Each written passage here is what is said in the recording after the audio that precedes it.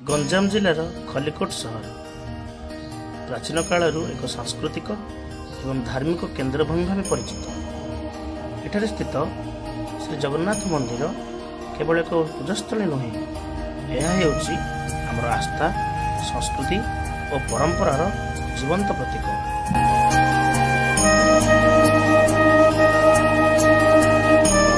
इतिहास कहे एही मंदिर निर्माण प्राय किछि सदी पूर्वर होइतिला।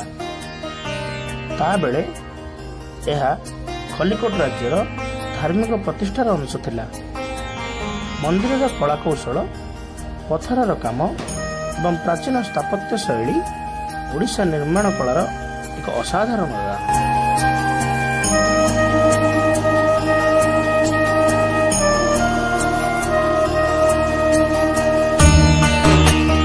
प्रतिदिन शताधिक भक्त माने एठाकू आसी प्रभु दर्शन करी शांति, सुख और आशीर्वाद पाती। विशेषकर रथयात्रा समय रे एही मंदिर परिसर रे हजार हजार भक्त मानक भीड़ भक्तिमय संगीत, ढोल मोहरी और कीर्तनर सुर रे महलटी पूरा परिवर्तित हो जाए।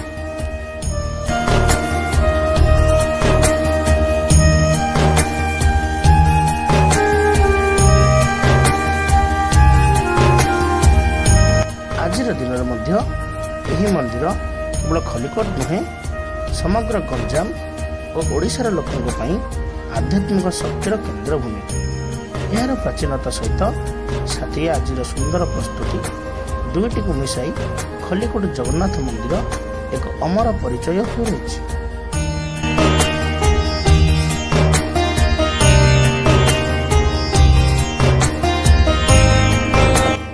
यही मंदिर होची हमर आस्था, आध्यात्मिकता और सांस्कृतिक एक दीप्तिमय प्रतीक।